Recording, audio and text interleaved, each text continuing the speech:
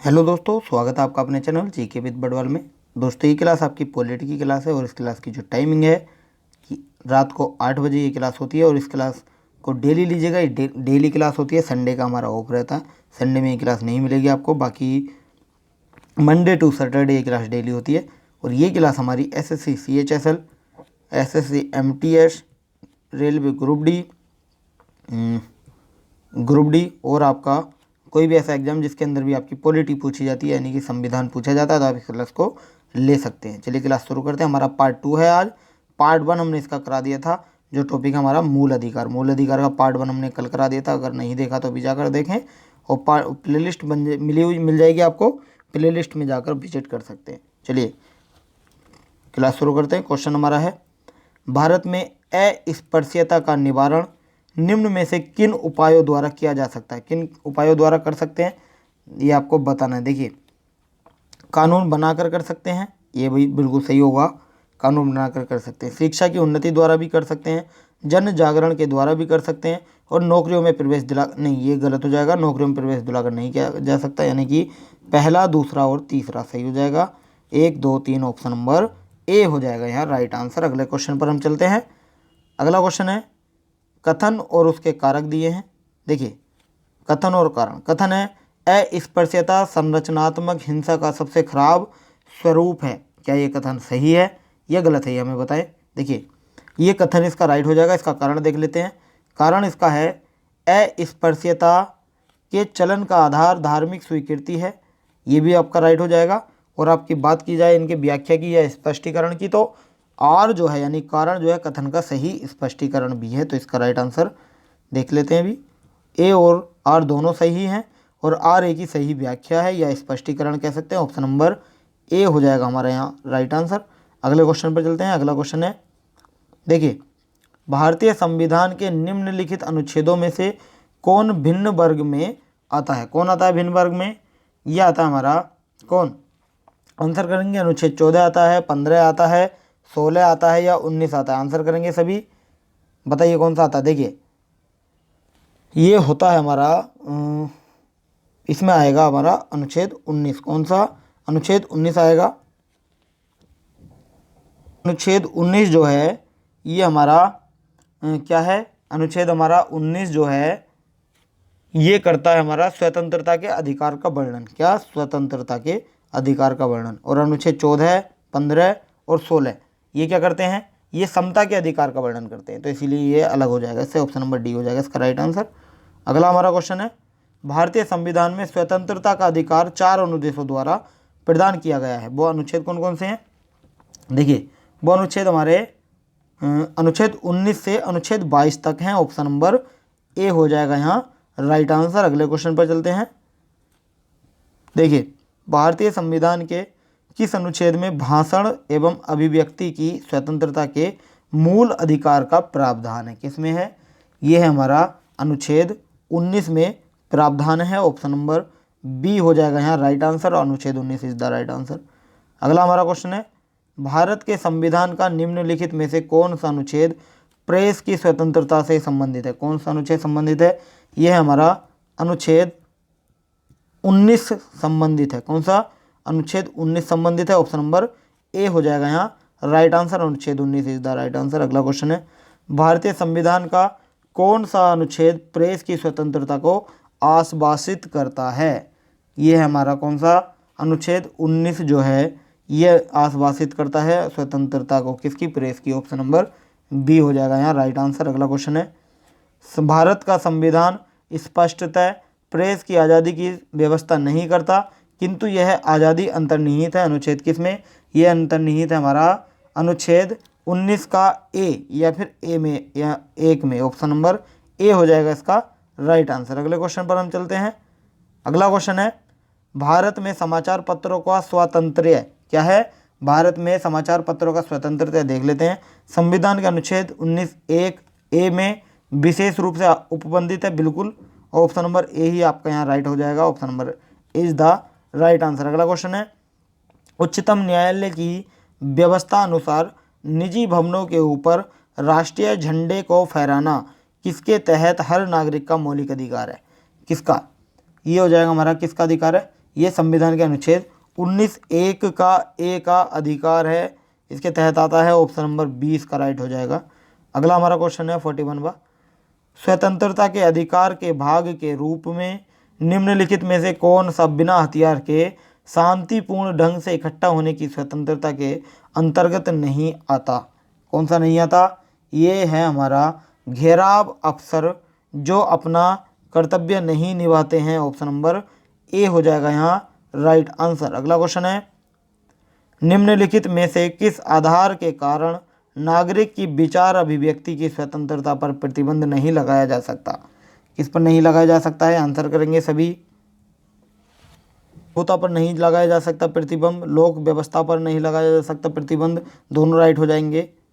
Option देख लेते और हैं शायद। हाँ, न्यायपालिका का अपमान, इस पर नहीं लगाया जा सकता है, और अवांछनीय आलोचना पर। तो इसका राइट आंसर क्या हो जाएगा?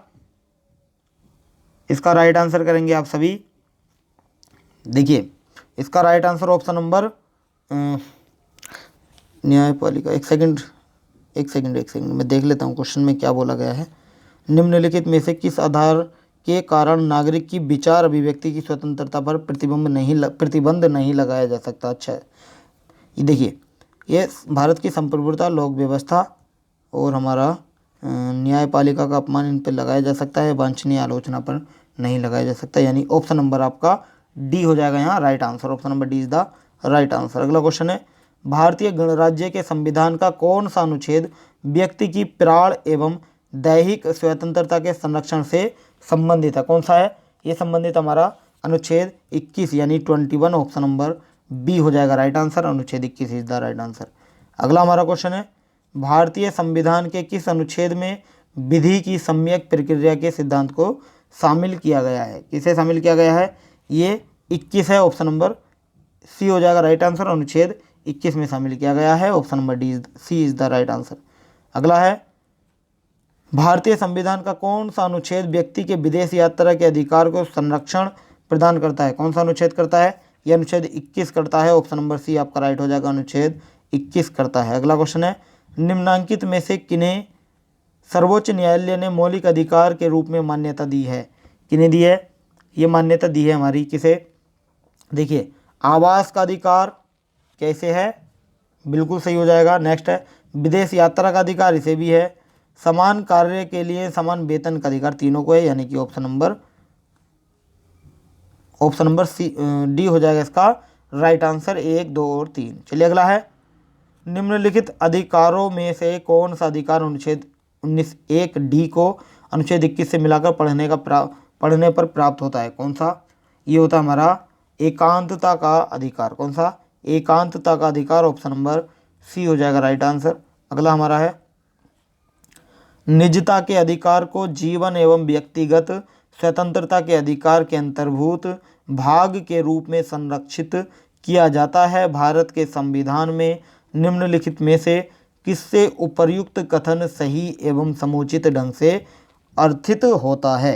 किससे होता है? आंसर करेंगे, इसका राइट आंसर होगा हमारा अनुच्छेद 21। कौन सा? अनुच्छेद 21 हो जाएगा इसका राइट आंसर। देख लेते हैं ऑप्शन होगा। हाँ, अनुच्छेद 21 में और भाग 3 में गारंटी की गई स्वतंत्रताएं। ऑप्शन नंबर सी हो जाएगा इसका राइट आंसर। अगला क्वेश्चन है, भारत के संविधान का कौन सा अनुच्छेद अपनी पसंद के व्यक्ति से विवाह करने के किसी व्यक्ति के अधिकार को संरक्षण देता है? कौन सा अधिकार है? ये हमारा अनुच्छेद 29 के अंतर्गत आता है। कौन सा?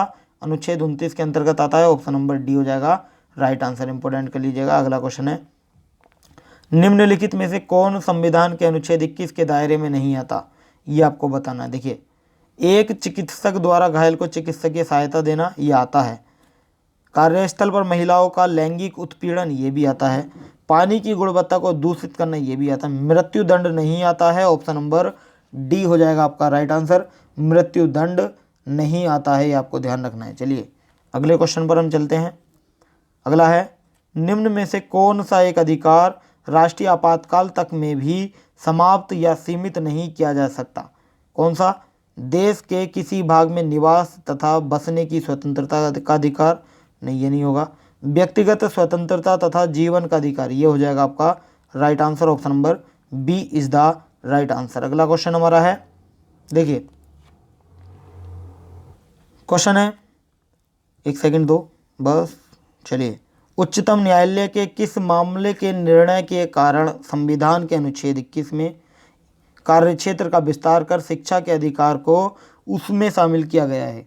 इसका राइट आंसर उन्नी कृष्ण बनाम आंध्र प्रदेश, इसका राइट आंसर हो जाएगा ऑप्शन नंबर ए हो जाएगा आपका राइट आंसर। अगला क्वेश्चन हमारा है, 6 वर्ष की आयु से 14 वर्ष की आयु के बीच के सभी बच्चों या शिशुओं को शिक्षा का अधिकार किसके अंतर्गत आता है? देखिए, शिक्षा का अधिकार आता है ये हमारा मूल अधिकार में। किसका? ये मूल अधिकार हो जाएगा ऑप्शन नंबर बी हो जाएगा राइट आंसर, मूल अधिकार इज द राइट आंसर। अगला हमारा क्वेश्चन है, भारतीय संविधान में संशोधन करके शिक्षा का अधिकार कब जोड़ा गया? भारतीय संविधान में संशोधन करने के बाद शिक्षा का अधिकार 2010 अप्रैल 1 यानी कि 1 अप्रैल 2010 को जोड़ा गया था। ऑप्शन नंबर ए हो जाएगा आपका right answer, 1 April 2010 is the right answer. अगला क्वेश्चन है, निम्न में से कौन सा मानव अधिकार भारतीय संविधान के अंतर्गत मौलिक अधिकार भी है? कौन सा है? यह है शिक्षा का अधिकार। कौन सा? शिक्षा का अधिकार है, ऑप्शन नंबर सी हो जाएगा राइट आंसर, शिक्षा का अधिकार। अगला क्वेश्चन है, कथन और उसका कारण दिया है। देखिए कथन है, राज्य 6 से 14 वर्ष के सभी बच्चों को निःशुल्क एवं अनिवार्य शिक्षा प्रदान करेगा। इसका कथन ये आपका सही होगा या गलत होगा? ये सही हो जाएगा। इसके कारण की बात करें तो कारण है, एक प्रजातांत्रिक समाज में शिक्षा का अधिकार मानव अधिकार के रूप में विकास के अधिकार की व्याख्या के लिए अपरिहार्य है। ये भी आपका राइट हो जाएगा। कथन और कारण दोनों सही हैं। बात की जाए स्पष्टीकरण की या व्याख्या की तो जो आर है वो सही व्याख्या करता है ए की, आपको ध्यान रखना। चलिए, इसका राइट आंसर हो जाएगा ए और आर दोनों सही हैं और ए का सही स्पष्टीकरण आर है, ऑप्शन नंबर ए हो जाएगा आपका राइट आंसर। अगला हमारा है, भारत के संविधान में शोषण के विरुद्ध अधिकार द्वारा निम्नलिखित में से कौन से परिकल्पित हैं? ये आपको बताना है। 4 हैं इसके अंदर। मानव देह का व्यापार और बंधुआ मजदूरी या बेगारी का निषेध। क्या ये सही होगा या गलत होगा? देखिए ये आपका सही हो जाएगा। नेक्स्ट है, अस्पृश्यता का उन्मूलन, ये आपका गलत हो जाएगा।